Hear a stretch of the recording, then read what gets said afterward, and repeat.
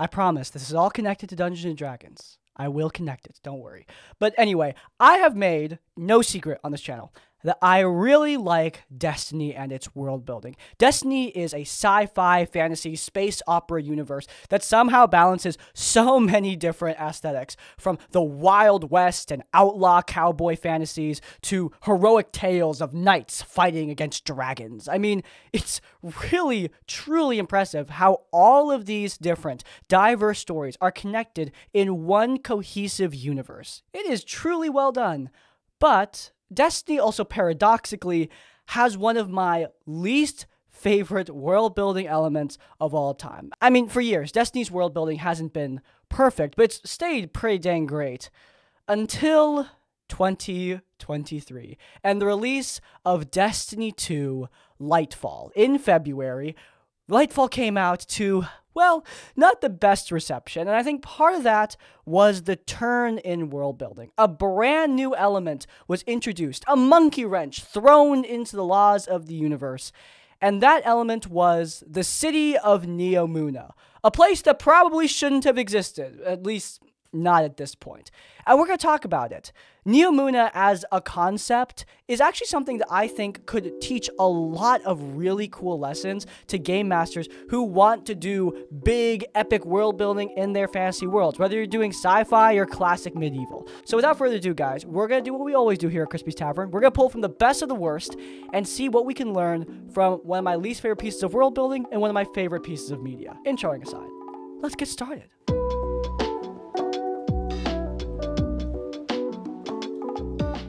Okay, so what the heck is Neomuna? And if you don't know what Destiny is, I should probably explain that too. We'll do the latter one first. Destiny is a post-apocalyptic story. Humanity found a silent god known as a traveler that brought miracles to our people, but its enemy, the Witness and its Black Fleet, an alien power of extreme might and godhood, descended upon us and thrust us into an apocalypse. We have been reduced down to one last city, defended by the traveler's dying breath, the Guardians, a group of undead immortal demigods that you play as the player characters that defend humanity against a variety of alien threats that come to claim our solar system and our lives. It's really cool. Now, what's the problem with Neomuna? In 2023, monkey wrench thrown in. During the final act of Destiny's current saga, Bungie introduced an entirely new city. Remember how we were reduced down to one last city on Earth? Well, it turns out we actually weren't. We weren't. There was actually another city that's just been there the whole time, chilling out on Neptune, hidden from us all along. They've advanced so far beyond us at this point. They are essentially a utopian, sci-fi, cyberpunk, neon-lit city that is so amazing and beautiful, and apparently they've been hiding a MacGuffin just as powerful as that silent god, the Traveler, their own thing, the Veil, that we need to go grab now. Great. So, okay. First problem, even if you don't play Destiny, you can probably see this coming from a mile away. The first big problem I want to talk about is things kind of coming out of nowhere.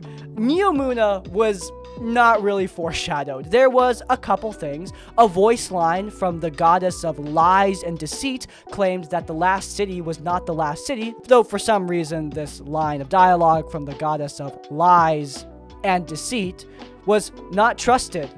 Who knows why? The point is that other than that, there wasn't much foreshadowing this major revelation in the story, and that was a shame. Now, I want to make this clear. As dungeon masters, as game masters, sometimes, look, we're going to pull things out of our bums. Sometimes there are things that are going to be introduced into the world that come out of nowhere. They are completely random, and that is okay. Look, throughout this entire video, just keep in mind that you're a dungeon master. You're not a professional writer. You're not the people at Bungie who are selling a game. At least you're probably not, unless you do paid D&D, in which case, I mean, that's your thing, whatever. But the point is, most of you guys are doing this for fun. You don't need to hold yourself to insane standards. And therefore, I think it's okay if some big, giant world-building concept comes out of nowhere to smack your party in the face. Obviously, there is a degree of suspension of disbelief that goes a little bit too far, but it's okay to rely on that suspension of disbelief if you need to. Your players are not going to crucify you if there's some big world-building concept that wasn't foreshadowed. But if you don't want to bring things out of nowhere, I think that there is a really simple lesson in Neomuna right at the top here. Wait. Look, Neomuna has plenty of world-building issues, but its concept isn't inherently bad. The idea that humanity established some far-out colony that survived the apocalypse is not a horrible idea. It was just introduced at a very random time. I mean, the story is climaxing. Before Lightfall's release, Bungie released probably one of the greatest cinematics I've ever seen in a video game. All of the characters that we love gathered around the last city, watching as our silent god, the Traveler, rises into space to confront the coming darkness. I mean, seriously, as somebody who has loved this franchise since day one, I mean, I get goosebumps just describing it. But then, when the confrontation actually comes, we're not fighting on Earth. We're fighting on this completely far-out city that we've never known about before, that, again, came out of nowhere. The placement was just horrendously bad, but if Bungie had just waited, if Bungie had moved Neomuna down the pipeline to another stage in this universe, I think it would have been fine. That's something I do a lot nowadays. I mean, when I was a newer dungeon master, sometimes I would get cool ideas and I just want to plop them right into my story, but that's not always the good move. Sometimes it's good to just wait, and through that time while I'm waiting, plant those seeds of foreshadowing. My party were working with this broker by the name of Cain Miva, who acted as a sort of supernatural patron to the entire group. He's pretty evil, but I didn't actually know his identity. I wanted the reveal to be awesome, but I didn't really know what it would be. At first, I left the guy as just a mostly unnamed entity going by a variety of pseudonyms until I revealed his true name. The reason I revealed his true name was because that was the moment I realized who he was going to be. But his true name, Cain Miva, wasn't the reveal. That was just some piece of foreshadowing, because if you shuffle around the letters of Cain Miva, they spell I am Vecna. The figure was Vecna all along, but I waited. I waited a heck of a long time to actually do the Vecna reveal. Like 30 sessions, man. It was a really long time, and it was 100% worth it. The point is, I could have revealed Vecna immediately, right as I came up with the concept, but no, I waited, and I think it was worth it. You don't need to do that, but if you want to, sometimes it's pertinent to be patient. Okay, this is connected to the last point, but I'm going to make it its own thing. There's nothing wrong with bringing big world-building concepts out of nowhere. Minor spoiler for Baldur's Gate 3, this isn't like a big character thing, and unless you're super big into D&D lore, this isn't a huge deal, but I'll put a timestamp for the next point so you can skip. But in Baldur's Gate 3, you discover that the big bad evil guy has an item known as the Crown of Karsus. This wasn't super foreshadowed throughout the game, at least in my playthrough, but it works as a reveal because even though, yeah, it kind of comes out of nowhere, so to speak, it's appropriately reacted to. Gale, one of the party members, actually reacts to seeing this crown. It becomes a big thing for his character. We go on a whole side quest, infiltrate some vaults to get some books to figure out the true nature of this object, and then he talks to a goddess to figure out what he's gonna do about it. I mean, those are all really, really big deals. Gale reacts to the crown. My point is, there is nothing wrong with bringing something out of nowhere. It's just the characters in the world need to react to it. Moving back to Destiny, I mean, there is a huge problem with the Neomuna reveal that I don't see a lot of people talking about because, like, no one reacts to the fact that there's been this lost bastion of humanity all along. Like, no one cares. It's crazy. I mean, for years, we thought the last city was it. I mean, sure, there are pockets of humanity in other places, but our other safe spaces are under attack. The Deepstone Crypt knocked out of the sky. The Dreaming City cursed and under siege. I mean, the last city is it, for the most part. But all of a sudden, there's just this utopian paradise hanging out on Neomuna, just there the whole time. We never knew about it. I mean, that's a big deal, but no one, like, says anything. Like, no one cares. It's crazy how there's only a couple voice lines. Osiris, an NPC from the last city, goes to Neomuna with the player characters, and he's so casual about everything. Like, he just barely even cares. And I understand that, like, the end of the world is nigh, but, I mean, holy crap, how are we not reacting to this? It just breaks all that suspension of disbelief. The crown from BG3 is a much better twist than Neomuna for a variety of reasons, but one of the big ones is you can see people react to that crown. The crown matters. It becomes a central element in so many pieces of the storytelling. Elements of the story that were left dangling, such as your deals with this devil, they are solved by the crown. The crown explains all of it. And that's what makes it work so well. It feels like a piece that fits into the puzzle. And when it slots in, people react to it. Neomuna not only doesn't fit into the puzzle, but it doesn't seem like anyone cares. And that is really annoying to play through. Alright, we're gonna move on from the whole coming out of nowhere thing and go to that caring thing I just brought up. I just talked about NPCs and people in the world caring about the big twists, but you also need to keep in mind the things that the real-life people at your table care about. You know, your players, because they do matter in this equation. Like I brought up when I was talking about that epic cinematic, I mean, all the characters we care about, they're on Earth, getting ready to fight the climactic battle against the Witness and the Black Fleet, the big bad evil guy of, like, the universe. And, well, we just get slung off to some other city. This place completely took us away from the characters we actually do care about. As a dungeon master, I find myself needing to frame my campaigns often around the things my players actually give a crap about.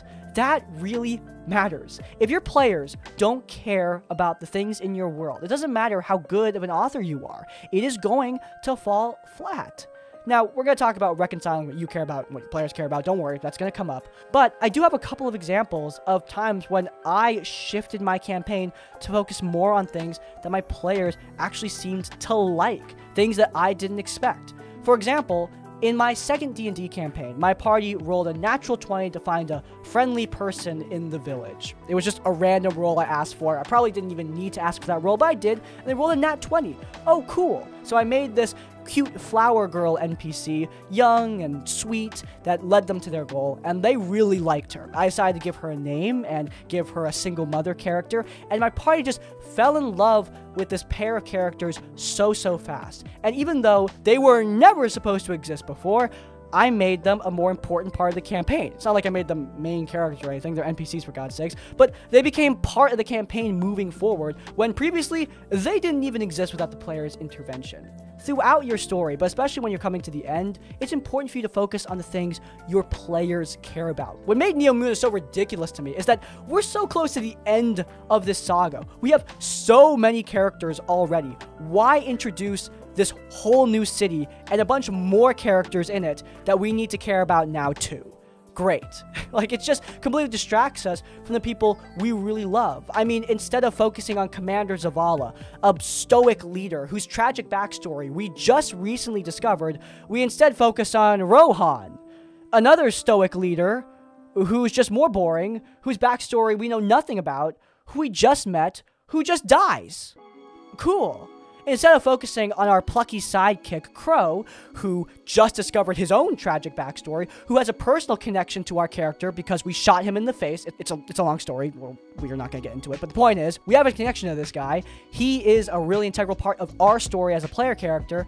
But instead of focusing on him, we focus on Nimbus, another plucky sidekick, who is way more annoying and whose backstory we don't know at all and who has zero connection to our player character other than giving us this fist bump this one time. Look, there's nothing wrong with introducing new characters, especially if you are enthusiastic about them as a dungeon master. But it's also important to highlight, focus on, and feature the things that your players care about.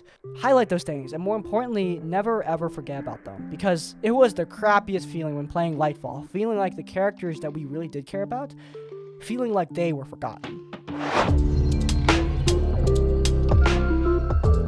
Okay, the next thing. This is also really important.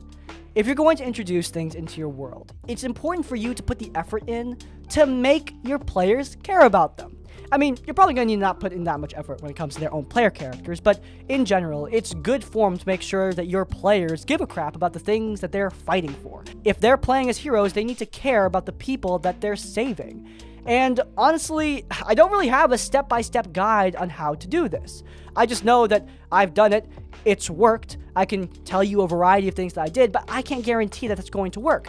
What I did worked for my players. It's important for you to understand the people that you're playing with. Understand what they like not as characters, but as people. Understand what they're going to focus on. Because doing that is going to really help you in the future. Look, I just said how you should focus on the things that your players already care about. But, I mean, especially when you're starting out, I mean, you know, it's a blank slate. I don't know what they care about from the get-go. You need to put in that backbone. For example, in my latest D&D campaign, my players have been working alongside an NPC named Marin Luzada. And they really like this woman. They would literally die for her. In fact, they almost did, like, a lot. It's kind of crazy what they've done to make sure that she makes it out of this campaign. At first, their relationship was out of necessity. The players needed her to guide them across a mountain range. Then, through her, I roleplayed with the party. For example, Marin helped the vampire player character in my party see her own face because Marin is a talented artist. Those sort of things, those small moments, went so far, not only developing Marin's character, who she is, not only helping to develop the player characters, who they are, but also making the player characters care about her. That legwork is not something that Destiny 2 Lightfall did with Neomuna. I mean, seriously, all the people in this city, aside from the 2 NPCs we talked about before, all the people in this city are literally blobs of blue code. Why? Who made that decision? Like, it's honestly so confusing to me why they chose to do that, because how am I supposed to care about a bunch of blobs of light? I just can't. Now, I don't think anyone is actually going to do that in their own D&D campaigns, because I think you guys are smarter than that, and you're not, you know, dealing with dev time and making NPC player models, so you're good there. But when it comes to creating new locations, new characters, make sure to put the legwork into making your players actually care about them. And in their creation process, make sure to include elements that would tie in to the characters. I included Marin's talent as an artist not just because I think it would fit her character, but also because I thought it would make a good scene between her and that vampire. I made the character with that scene, at least partially, in mind. You don't need to pre-plan out everything so minutely, but having those little elements, those little threads you can pull, it's a good idea. Now, at the end here, there's an element I've been ignoring throughout the video, and I want to save it for last, because it is also important, just as important as anything else here. It's important for you to also consider what you care about. Now, throughout the entire video, or at least a lot of the video, I've talked about the players, their needs, their wants, what they care about. And what they care about is important. They are experiencing your world. But you, as a dungeon master, what you care about, that also matters and should not be ignored. It is all about striking a balance. And I'm not gonna lie, man, it's a really hard balance to strike. I don't really know how I do it. I get lucky, I guess. I play with my friends. They like the things I like, and therefore are probably going to care about the same stuff. I mean, I've never had a moment where my players focused in on something that I disliked. I mean, when they focused on that little girl and her mother, I was excited because I thought we could tell a really cool story there. When they focused on Kaliel Solfero in my first ever D&D campaign, I mean, I embraced that because I thought Kaliel was a cool character. I mean, heck, she's appeared on this channel multiple times for good reason. But the reason she became a more prominent part of the campaign was initially not just because the players cared about her, but because I did. It was a combination. It's funny because me having such a cohesive vision with my players means that I'm just not the best person to give advice on this problem. What happens when you don't care about the things your party care about? I mean, I don't know. Sometimes it means you're gonna have to reconcile, have a conversation, talk to them about the things that you like in the campaign, and be honest with yourself. If the players are taking the game in a direction that you're not enjoying running, there's nothing wrong with stepping back. Look, D&D is a game you're playing for fun. It's not like you're the writers for Destiny. They were making a product that they sell, and therefore, I'm holding them to a standard. But you as a dungeon master, if your player is what they care about, if it's pushing you in a direction you don't want to go, I think it's okay for you to just stop going down the path. Alright? I think you should try. I think you should try to reconcile, and I think they should try too. But at the end of the day, not everyone is compatible with everyone else. And sometimes it's not horrible problem player behavior that splits up a group. And sometimes splitting a group isn't a terrible thing either. Sometimes it's for the best for everyone involved. My point is at the end here, find that middle ground. Find the things that you and your players love, the both of you. Prioritize not just them, but also yourself at the same time, because this game is a collaborative one you're playing together. And if it doesn't work out, it's okay to find another party. You're not always going to be compatible with everybody. I know I'm not ending this video on an atypical message at Crispy's Tavern, but it bears saying because, you know, it's important. The point is, if you guys enjoyed, then please do leave a like. If you want to see more of our content, then you can check out our Q&Play series, where we answer your questions in a rambling scripted format while playing some video games. Link in the cards. And while you're there, subscribe to Crispy's Tavern and get more of our content as it comes out. And finally, if you want to leave your own tips or thoughts, go down in the comments down below. If you can't think of a comment, leave the comment. The city that never should have existed. So let me know you made it to the end of the video. In essence, like, comment, subscribe. I have to stop recording before this camera runs out of battery. I'll see you all next time. Farewell.